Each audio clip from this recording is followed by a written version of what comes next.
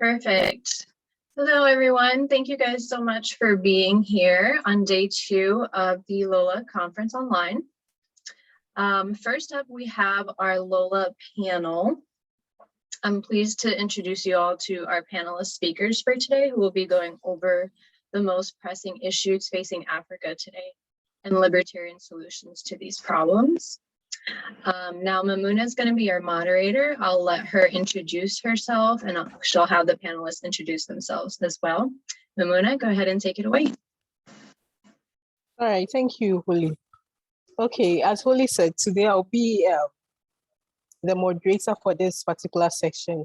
And to start with, I would introduce myself. I'm Memuna Rabiu, and the chapter leader for LOLA Ghana. Yeah, and I would like our panelists to also introduce themselves to us. So can we start with Joyce, if she's here? Yeah, Joyce, can we start with you? Can you give us an introduction? Hi, everyone. Welcome to today's session. I go by the name Joyce Mbogo. I'm a chapter leader for LOLA Kenya. And professionally, I deal with operations. For now, that's all. All right, thank you. Can we have Abisola introduce herself? Hello, everyone. It's so good to be here. My name is Abisola Olaiya, Adeyemi, and I'm a chapter leader with LOLA Nigeria. Thank you. You're welcome. Can we have Wakana? Hello, everyone. Welcome again. My name is Monia-LOLA. I'm the LOLA chapter of LOLA Great Lakes region. It's a Francophone region. And thank you. I'm so happy to be here and welcome all. All right, thank you, Wakana. You are all welcome. So as Holly rightly said, we are going to talk about the pressing issues facing Africa. So I would like to urge the rest of us, if you have a question after the panel, we are done with the discussion, you just write your questions in the chat box so that we would attend to them after our presentations. So we are going to start addressing issues like unemployment, political climate, and mental health. Okay, so we are starting with unemployment. And the question will be going to Wakana. You would be starting for us on unemployment. So Wakana, please. What do you think is the current situation in your country with regards to unemployment? And what is the root cause of this particular problem? Thank you for this question. And the only reason is the intervention of the government. This is the only reason there is unemployment. Because in my region example, in every kind of thing, even political, business, and so on, you will see the hand of the government. In every situation, you must see the hand of the government. So this is like, we don't know if this government are political or they want to do the business.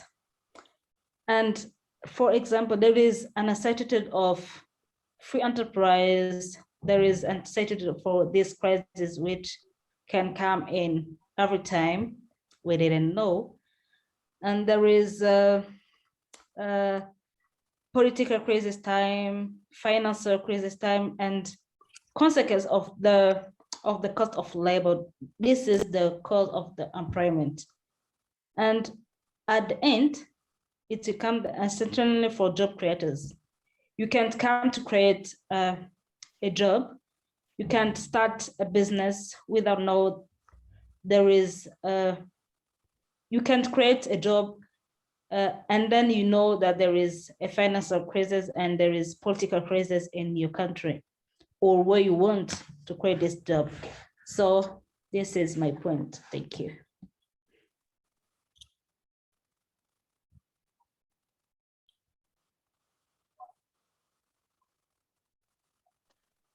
Hello, Memuna. All right. So Wakana, thank you. I think there was a little distraction with your network, but then if I heard you clearly, the main point you were talking about is the problem is from the government. So we don't really know whether they are in for the business or they are just doing politics. So I think it is clear on that. So Abisola, can you quickly give us your inputs on that? Okay. The current situation of unemployment in Nigeria, according to our National Bureau of Statistics, stands at 33.3%, as a result of inflation rate and all of that.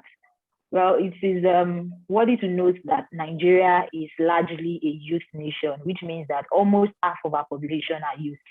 And as of today, about 42% of Nigerian youth are currently unemployed.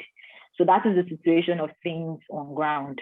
And also out of that statistics, we have, of course, in every situation, the woman always, take the back seat. So we definitely at this point have more women unemployed than usual. So it is typical, of course, to ask what is the root of the problem. Sometimes we blame the government, sometimes, we blame corruption and all of that. However, analysts have, rightly categorized some of the problems, the reasons why we have these issues into 4 categories, which I'll just briefly run through them. The first is education. If you look at the educational system of Nigeria, for instance, it's very rigid. It's 6334 system. And this system doesn't, when you look at it holistically, it doesn't necessarily, cater to the level of work that is required by people to have today, because the world has gone beyond, just one regimented form of work. Today, many jobs that are available are actually skill-based. So what that means is that if you don't have the skills required, in a particular sector or in a sector that is currently booming, how are you supposed to get a job? So those are the issues that we have, and those are the issues that are currently causing, unemployment. The educational system has to be more creative. And for instance, the ASU strike has been on for, I think, close to 6 months now. If a country is, really serious about, unemployment, the youth cannot be staying at home, without going to school. What do you want them to do? How do you want them to finish their education to move to the next stage of their life? So those are the issues. Another point I would like to make is science and technology. If Africa continues to talk about unemployment, then it has to, stand up to its onions when it comes to science and tech, because that is a huge sector that can create, an enormous number of job opportunities for people. But unfortunately, there's so much depth in the department of, technology and institutions that offer those, skill-based kind of set of skills. So it is very important that, African countries and Nigeria especially should, invest more in science and technological based institutions that can provide, on the skill and on demand job opportunities for its youth and for its populace. Also agriculture. Agriculture is one huge industry that can create, a lot of jobs. But unfortunately, in Nigeria, we are battling insecurity. Hello. Okay. Unfortunately, in Nigeria, we keep battling, a huge amount of insecurity. And what this means is that, the agricultural sector that is supposed to produce tons and tons of jobs when it comes to, processing, planting and, production is currently, underutilized. You see, so the number of jobs that are supposed to come out of the agricultural sector actually can't come out of it. We have people that have invested massively in agriculture, but they can't go to the farm because of Fulani herdsmen and Boko Haram. So those are the main issues that we have. And lastly, one point I would like to also make is the dearth of infrastructure in Africa generally. In Nigeria, it is very difficult for you to move your goods from one point to the other. First, because of infrastructure, and another reason because of security. So if it's not, if I don't have good road network to move my goods from Lagos to Kano, for instance, how do you expect me to be able to, create a business around something that requires me moving from one state to the other? So I think those are the issues that are currently affecting, the the ability to create jobs and the ability to create employment in Nigeria and Africa. Thank you.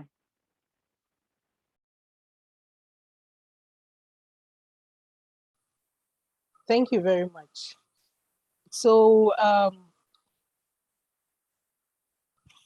Abisola gave us some points, which was the cause she thinks the problem of unemployment is as a result of education, the way the system is in terms of our education in Africa. She speaks about science and technology. She also spoke about agriculture, then infrastructure. These are really major points, and she made it clear, and that's a good one there. Can we have Joyce? Thank you, Memuna. Yes. First of all, just to echo what my two colleagues have spoken about, yes, unemployment still remains one of the biggest headaches when it comes to African youth, and the situation isn't different here in Kenya. So just to put some statistics in it, so in Kenya currently over 60% of the youth population in Kenya is unemployed. These are youth who are actually very well educated and actively looking for jobs. And the unemployment rate is currently, I think, about 6%. And the funny thing is unemployment has become one of the topics that majorly our politicians will use to get to the office. They will come up with a lot of promises, a lot of strategies, a lot of things in their manifestos, and a lot of things they want to promise the youth to curb unemployment. But years have gone by, we still, or majority of African governments are still missing the point in terms of ways to curb unemployment. Now, in Kenya also, we can peg the crisis on one, our education systems, of course, and even the corporate giants have already spoken about it. Yes, we are having a lot of graduates come to the job market, but they are lacking some skills, and that's why a lot of hiring platforms are looking for people who are either extremely educated. Nowadays, we tell people a degree here in Kenya is not enough for you to even get employment. And some even have master's degrees, even some PhDs, but they still don't get the right jobs. And those that manage to get jobs, they again go back and complain about wages. So that's one angle. The second angle that I'd say we can peg the issue of unemployment is definitely entrepreneurship. And the reason why it is hard in Kenya to actually start a business, especially if you are a young person. Currently, I saw some statistics, and I saw in Kenya has one of the longest procedure to just start a business in Kenya. I think you require 10 steps for you to start a business, and that is minus capital. And thinking of how we have been structured, first of all, as in Africa, you know, you're supposed to go to school and then finish school. You're supposed to get automatically a job. That is the mentality that you were raised with. So even the aspect of entrepreneurship is new, and it is a good thing that we see it being introduced in universities, but we forget about the most important part, teaching youth about capital. How do you fundraise? Because in Kenya, for you to get a loan as a young person, for example, you've already finished your degree, you're out here trying to start a business, you will need capital. If you go to a bank, they will need collateral. Do you have that collateral? You do not have it. So the conversation then needs to shift. What are other methods to fundraise for businesses owned by young people? And also, I feel, and most people have also spoken about Africa, we have not yet exploited the online platform, social media. Again, it comes with a lot of stigma and a lot of mentality around what is considered a good job. People still in Africa don't think you can earn good money online, or people fear online platforms because of scam cases and all that. So yes, also starting when it comes to entrepreneurship in Kenya specifically, it's not an easy topic, and I feel that it is one of the areas that has been neglected. What our government keeps on doing is coming up with a lot of rules and regulations, but not really scouting and really doing the strategy with the young people. For now, I'd love to stop it at that. All right, thank you very much. So basically, Joyce was also making the main point, like it's still the cost of the government. And she also mentioned it's quite difficult to get fundraising, and even entering into entrepreneurship, it tends to be a problem. People attain their degrees, masters, and still they don't have good jobs. And even if you have it, you are not paid well. So I think basically we've tackled that aspect. We are moving on to our next question quickly. And this goes to Wakana. So, can you offer us a libertarian solution to address this unemployment issue in Africa? And how can LOLA chapter start addressing unemployment locally in their cities? Those of us representing, how can we address the unemployment issues? Yes, Wakana. Thank you for the question. And I don't know. I don't want to talk about, but the only solution is economic freedom. The economic freedom is the only thing which can create job and prosperity. Without this, everybody is not impossible. It's not possible to end, even to create this job that we want. As Joyce said, if you can understand the words that the president say about this employment, especially for youth, is like, wow, the youth at this time, they have all they want. But in Burundi, you can create a job if you have only $20, but to have $20 if you are a Burundian, it can take you 3 or 4 months. And when you will create this job, it's impossible. So my point is, LOLA can have a platform for training, more events, and not only for youth, but also for government departments. So then they can understand that it's possible. And without this economic freedom, there is no prosperity. And it's our job also to do what we can. And then we can help others to know that to limit government. Because if governments come to tell you, for example, I have my phone and Memuna have her phone, and we must have government to tell us you must buy, Memuna, you must buy this iPhone for $20, but me, I want $10, example. This can be a challenge. This can be a barrier for Memuna or for me because of the government. So we must also have testimony from, example, from Isabella, like she did yesterday, from Nina, from Holly, and then they tell us how we can do it. Not only as we can do it per age and tell it to my friend, but if possible, it can be in the government, not only from youth to youth. This is my point. This is what LOLA can do, and this is what we can do.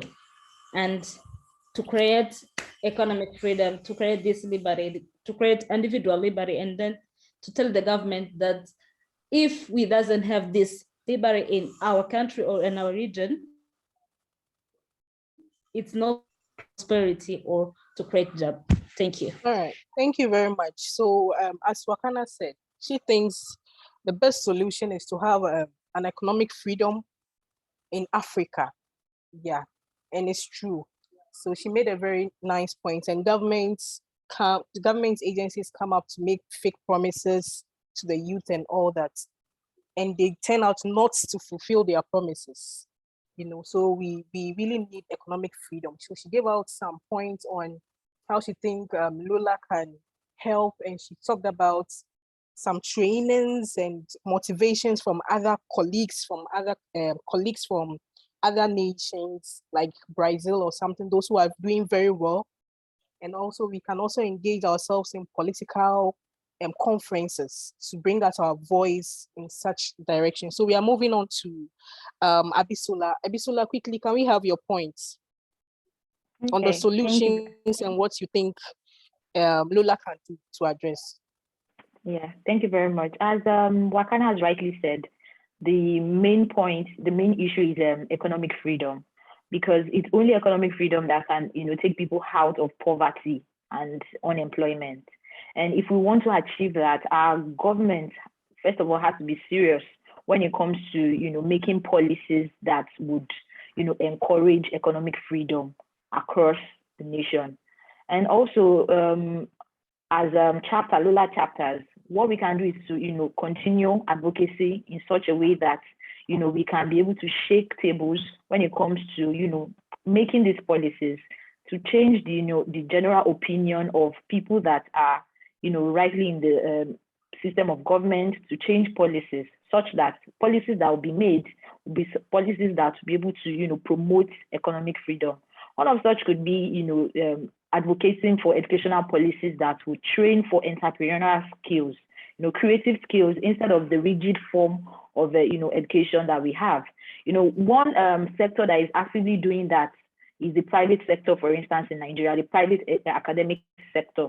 In private universities in Nigeria, it's standard for them to have, entrepreneurial skills, whereby, the vice chancellor of the school would even have like a huge sum of money, to give out to, any of the students that comes out with a great business proposal. And most times, by the time these students are graduating, they give them millions of naira, for coming up with different, ideas, business ideas, and they help them launch those businesses.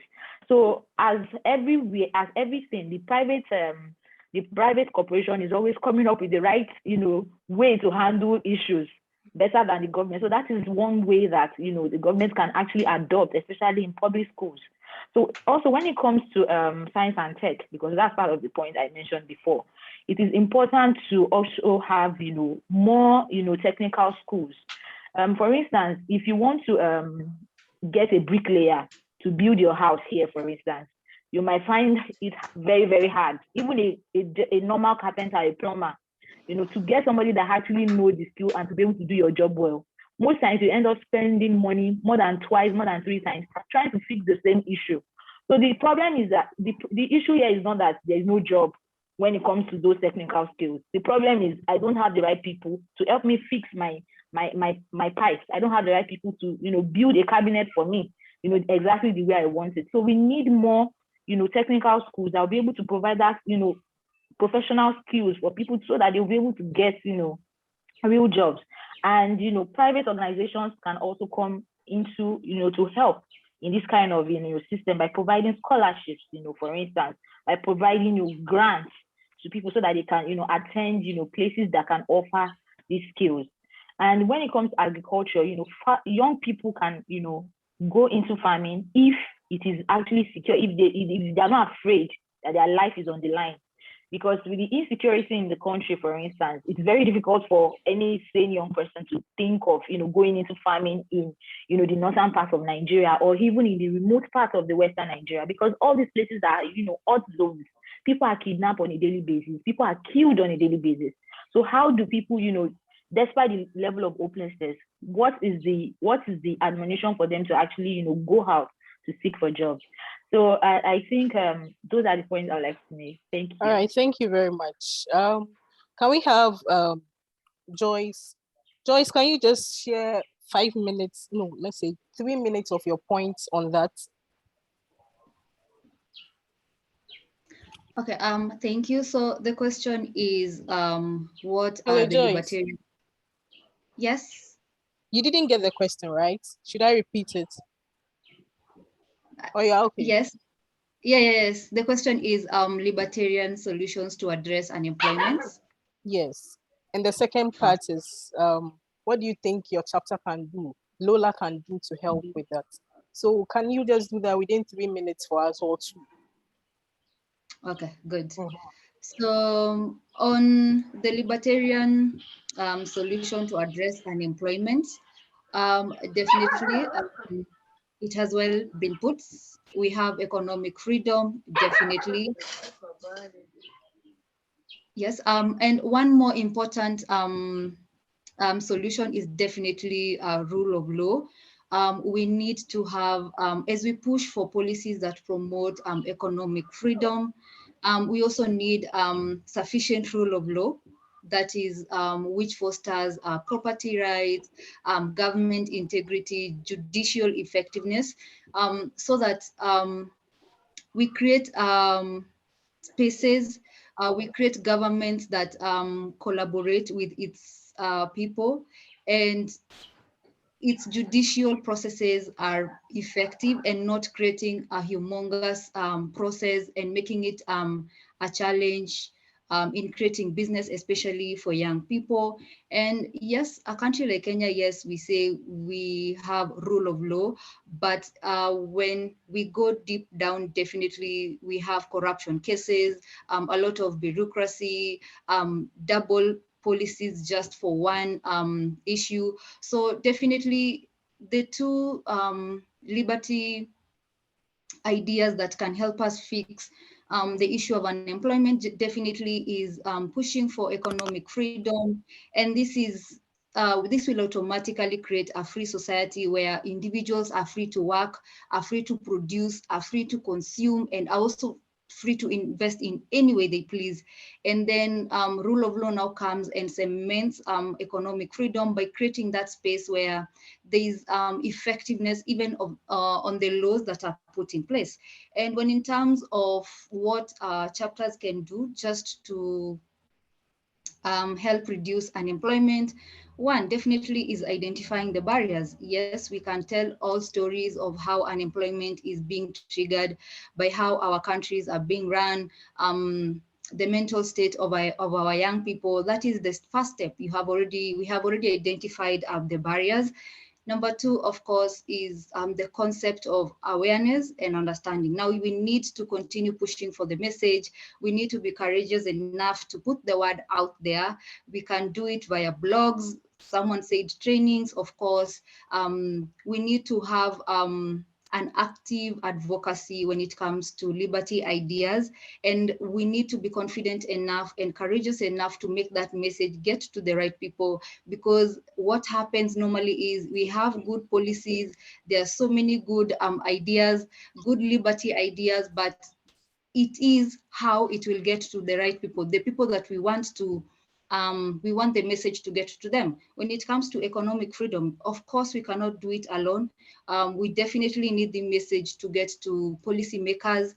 And I was impressed that in Brazil now we have young liberty women actually in the political space, and that is also one way. And in Kenya, we have kind of started seeing young people venturing into politics, some going not with the most famous political parties, but going with more liberal parties and pushing for some of these ideas. Now, as local chapters, you can just find how you can support, how you can make your voices get out there. We can do blogs, we can do social media, but the idea here is activism, and enough activism for the message to get out there, definitely. And definitely also partnering with other liberty-oriented minds just to promote reforms so that there's a greater economic freedom and we can once and for all be on the right trajectory in dealing with unemployment issues in Africa. All right, Joyce, thank you very much. So generally on this particular point, when you look at the solutions, almost everybody is saying, let's say, we need a serious government, yes. So in terms of making the rules, let's say bringing out the policies, the major thing I've seen, and it hasn't been mentioned here, is when the policies are made, the implementation of it becomes a problem. Our governments, they make policies, but they don't implement them, you know. So it's a very, very sad thing. So I think we can push by, let's say, the chapters, what we can do, like you said, Joyce, we need active advocacy. Sometimes organizations start pushing and then they become reluctant at some point. They forget that they are doing something instead of it to be continuous. So, you know, when you persist in whatever you are doing, you are able to achieve what you want.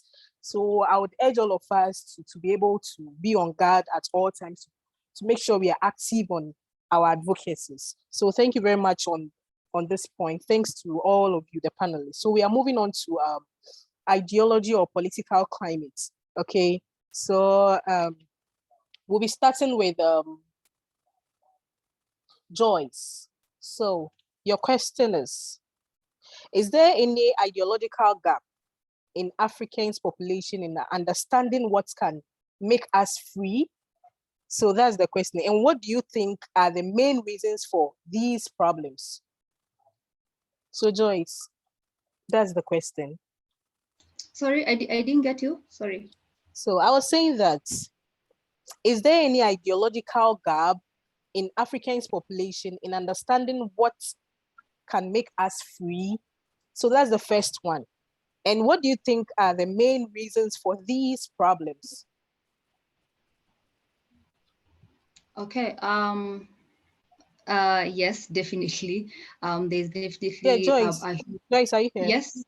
Yeah. Yes, so yes, I would like you to watch your time, okay?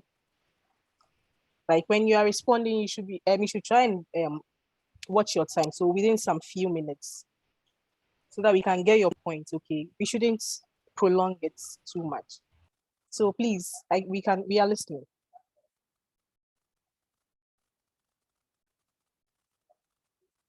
Hello, Joyce.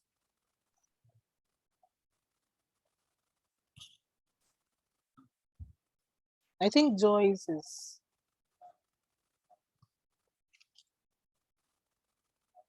Wakana, please, can you come in?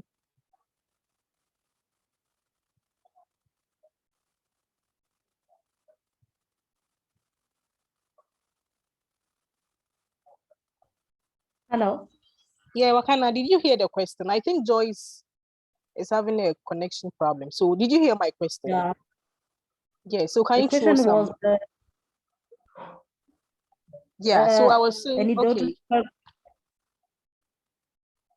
In Africa's population, in understanding what can make us prosper and what can make us free. Yeah. So is there any gap?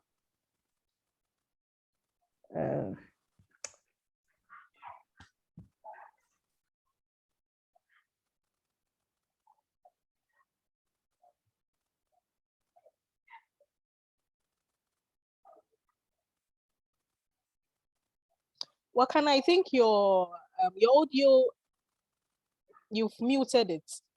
Can you unmute it?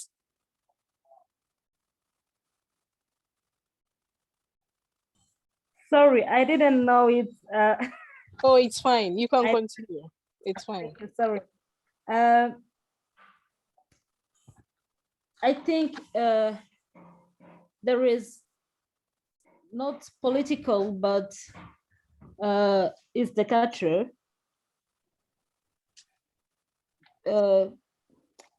In Burundi, for example, there is about that there is some job or there is something that it must come from government or it must come from men, and it's like this woman can do it.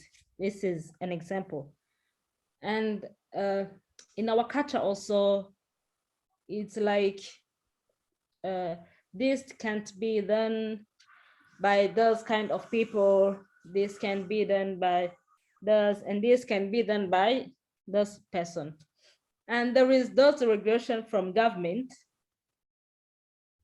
And in Burundi, there is something which can be done by the government and the lead party from government, which is on the top of the government. So for me, this is a neurological political gap for me. So this is an issue for me, and this is those are barriers for prosperity. This is barriers for liberty. This is barriers for individual liberty, as I like to say. Thank you. So what do you think are the main reasons for these problems? Or your reasons were when people associate a particular problem to a particular group of people, they think that, so this group are supposed to do it, so everybody becomes reluctant. Was that your point? Yeah. Okay, so in terms of solving it, you think everybody should take a collective responsibility? Yes, but also there is this mindset that we have, like in Africa, we like socialism, we like communism. It's like, to be capitalist, you don't love your friend, you don't like to be with your friend, you only love yourself. And this socialism and communism can be these issues that we have in Africa, and to understand what liberty mean exactly, because many of people understand like liberty, how I can say, they understand liberty like something which is come to destroy what government was built or what people was built. But this is not what liberty mean exactly. And to be capitalist is like, if you were in this kind of person who is capitalist, this kind of capitalism is not good. You will love yourself, not your friend. And then communism is good. So those are issues. And it's come from, so. Okay. This also come from government, as I mentioned in my first question. All right. Thank you. All right. Thank you very much. Abisola, please, I have 2 minutes. So can you give us your points on that? 2 minutes. Okay. I would like to clarify. I would like to state that traditional African societies were free-minded. So what that means is that free market ideas were not alien to us, at least to traditional African societies. However, the first generation of African intellectuals to migrate to the Western Europe for higher education in the 1400s, went at a time where communist ideas and socialist ideologies were popular in Europe at that time. Communism rhetoric was making so much, advancement in China at that time, and Russia as well. So that was a time where our first generation of intellectuals were in the Western Europe, and these are individuals that came back to Nigeria, after getting their education, to be professors in our universities, to be our politicians. So what that meant was that they brought these ideologies that were not originally ours, and they came back to Nigeria and to different African countries and did a loan translation of our traditional beliefs into to portray communist ideas and socialist ideas. And so that is where we had that gap in understanding of free market ideology. So I think the next part of the question is what do you think are the main reasons? So that's basically what necessitated why we are still in this limbo of having these socialist ideas and communist ideas. And so since that time, even till now, because when you go to any public university or any university for that matter, Marxism is still being taught. Socialist ideas are still being taught. So, we have to, do a proper recalibration back into, our traditional belief system, which, is actually free market. So that is where the work is. And it's more advocacy that will be able to, make us get back to the right track. Okay, Abisola, thank you very much for the points. So can we just have the next question? I think we need to run to the mental health. So Abisola, we need to run quickly. So Abisola, on mental health, can you describe any mental health issues in your country? Yeah, and what is contributing to these mental health issues? So you did well by the timing, so like 2 minutes, please.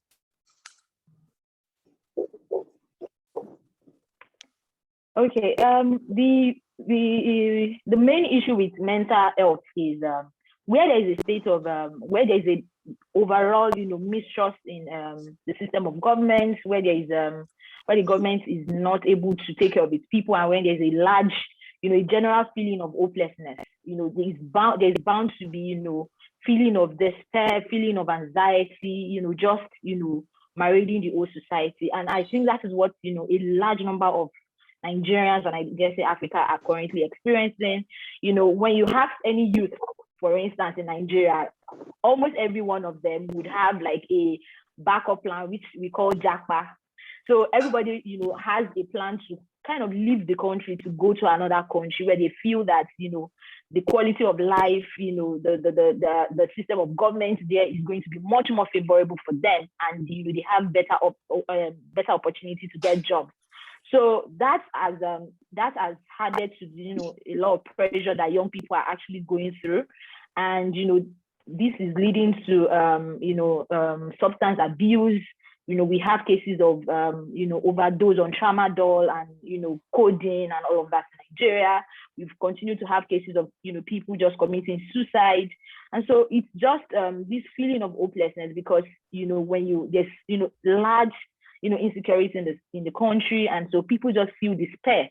And there's a statistic that also says that 9 out of 10 Nigerian doctors are actually they actually have a ready-made plan of leaving the country, which means even if you fall sick, even if you have mental health issues like you are depressed, you go to the hospital, you tell them, oh, I think I'm feeling depressed. They just laugh at you. You don't have malaria, you don't have typhoid. I mean, it's not a physical thing. And the culture of being secretive as well. We have this culture of, oh, suck it up, oh, be strong, oh, just you can do it.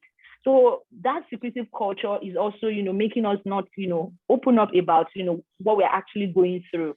And I think I will just stop there so that other people can talk. Thank you. Okay, thank you. Your points were quite informative. So she made mention of the youth being hopeless because the government's policies are not really working and all that. And I think the issue of people to not to have anything to do, oh, okay, this is what is happening to you, or you can't do it, but then there's no help and all that. And I think her points are great ones. So let's quickly just move to Joyce, if Joyce is still here. And if she's not here, Wakana, you can come in.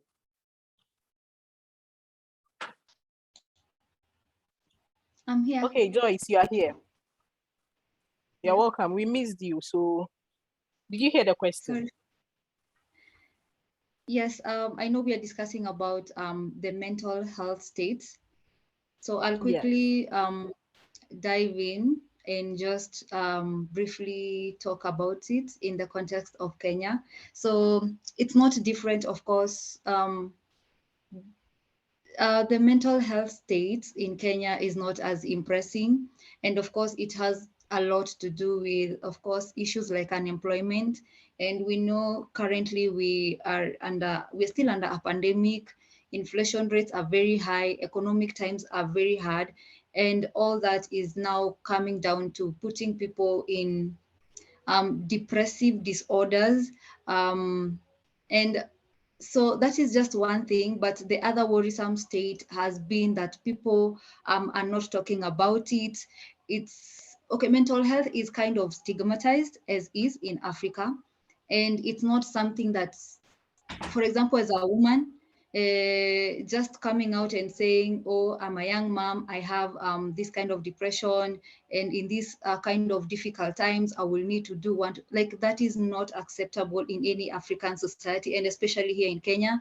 So yes, in Kenya, we know we have it, but what people are pushing currently and what young people are currently pushing for is for us to create it normal, for it to be normal to talk about our mental health state, for us to be able to feel. If I'm feeling depressed, I need to be allowed to feel depressed. If I'm unhappy, I need to feel unhappy. If I'm happy, I need to feel happy. And that links to the liberty ideology of individualism, whereby I need to be seen as a human, as an individual first. And even at workspaces, I have seen people now pushing for treat people first as human before they are human resource. We have seen organizations now even having departments called wellness, and it's a good step in the right direction that now we are acknowledging and trying to kind of kill the stigma of people being depressed. But yes, the state is not as Joyce, impressive in Kenya. Yes. I think you are giving us more of now the direction you are moving to. You are giving us a bit of the solutions. We would get there on that. Okay. So if I heard your points clear, you one thing you made mention that was very critical was stigmatization on mental health, which is very true. In most African countries, there is a very, very big stigma on mental health. People don't have knowledge about it. If you are depressed, people see you as a different thing. They want to see the physical illness. I don't know whether they have no idea or information about mental health. So just few people have this idea of mental health, which is a very big problem. I think your points were clear, so we can quickly go for Wakana. Wakana, are you ready now? Yes, I'm ready now. Okay. I'm sorry. For me, it's like what Joyce said. In Africa, it's like mental issues is something which can be talked by people, and it's like we don't understand like a mental issue is like malaria or it's like COVID. And also because of this barriers of liberty, people, if you want to be happy, like Joyce said, if you want to go to the bedroom or what you want, you can do it because of culture or something else. This also can be caused by this mental issue. And also in my country, many, I think, or in my region, especially in Rwanda and in Burundi, there is crisis, political crisis. And even in Rwanda, imagine each year they must remember that in 1994 there was a genocide. This also can create something. You must remember that your parent was killed by your neighbors, your father was killed by your uncle because of this genocide. And also you must know, so if you are hungry, you can have this mental issue because of the lack of liberty. This is my point. Thank you. All right, thank you very much, Wakana. So I would want to say that if anybody has any question, please, you can write it at the chat box so that we can read it out to our panelists to answer them. So quickly, Joyce, this is for you. Can you offer us any libertarian solutions to address this? I mean, this mental health issues in Africa. Is there any libertarian solution? And what do you think LOLA chapter can do to help? So definitely what we can do to help again is advocacy, definitely. And on libertarian ideas that can help us tackle the issue, as I had earlier mentioned, is just treating an individual as an individual. I know there's we talk about individualism and allowing people to be themselves. It sounds very very minute. Like, what do you mean? Just give people freedom to be themselves. But what we have learned is people are in majority of young people are mentally slaved by our society norms, what is expected as a young woman, there's what is expected of me. As a young man out there, there's a lot expected of them at this age. This is what you are expected to have achieved. So we are kind of in a mental slavery. And once we know freedom, once we preach freedom for everyone, if I'm able to understand the aspect of freedom at an individual level, then that means even when I'm at a workspace, that I will portray, even when I'm in school, even when I'm in a family. So it's all about understanding and preaching the whole idea and prospect of freedom from an individual point of view.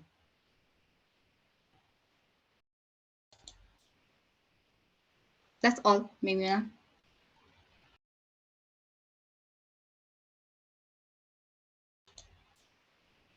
Thank you for sharing, Joyce. Memuna would be back.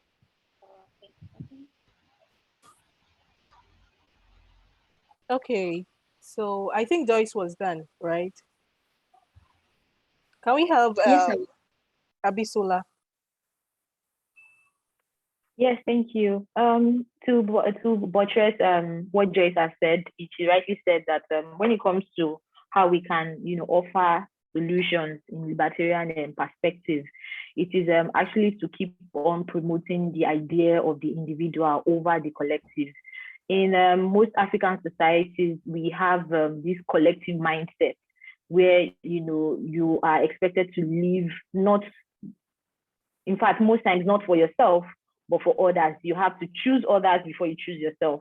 And those are the kind of things that have to be burden that people carry on their shoulder, because they have to attain a kind of success or a kind of standard required by their family or their culture, without actually taking care of themselves. We have a lot of young people being depressed about their career choice, being depressed about the choices made for them by their family members, instead of genuinely looking at themselves. We have the issue of black tax, where we even have young people that just got a job, and instead of them actually using that job to take care of themselves, they have to keep on funding family members, funding extended family members, and all this had to the strain that they have to live on a day-to-day basis. So when we have libertarian organizations helping to promote the idea that the individual is actually the most important thing, you can only take care of others when you are actually fine by yourself. So don't worry about any other person. Take care of you first. And one way that LOLA chapters can promote these ideologies is, there's already so much stress in the world that we live in. Promoting having fun activities and fun meetups can actually help to limit the state of hopelessness that a lot of people face. So many people, they need people to talk to. So having this kind of community where they can meet up for book reading, for extracurricular activities, like just hanging out at the beach, just something fun with people of like mind, would really, really help to reduce the level of hopelessness and depression and anxiety that a lot of people face. Thank you.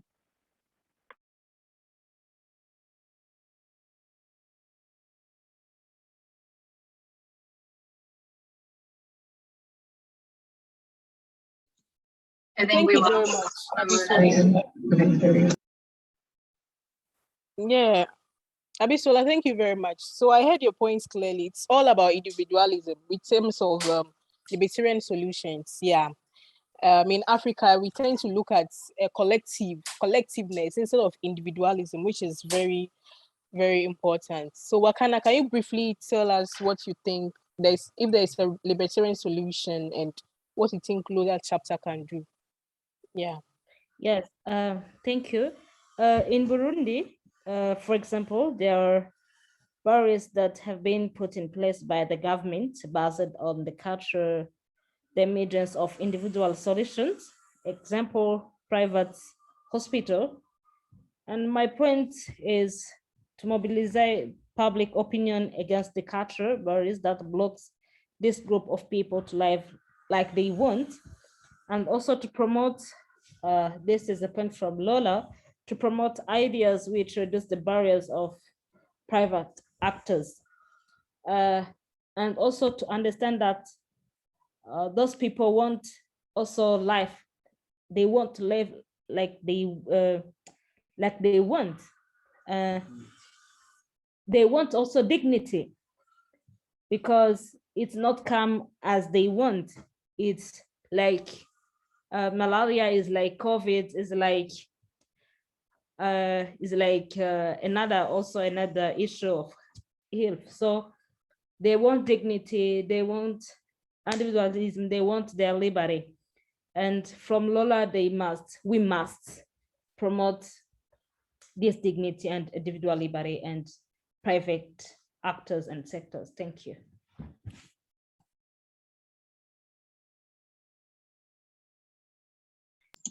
Memuna, you're muted. Okay, thank you very much.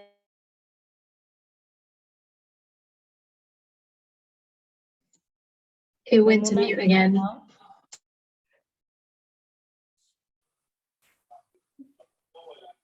All right. So as I was saying, I said you gave a very great contribution to the question. So now we are moving quickly to some of the questions that are here for us to respond to. So we have a question here.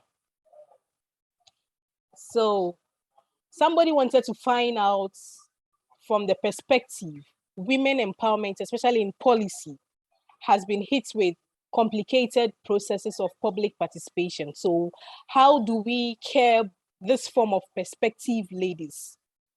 Abisola, I don't know if you heard me, if you got the question clearly, if Abisola can help out with that. Hi, I'm trying to understand the question. So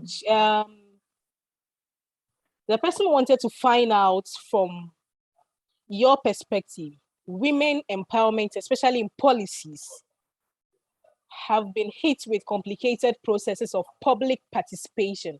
So how do we curb? How do you think we can curb this form of perspective on ladies? Okay, if I'm getting it right, this person is asking why, we have fewer women participating in policy changes or advocating for policies.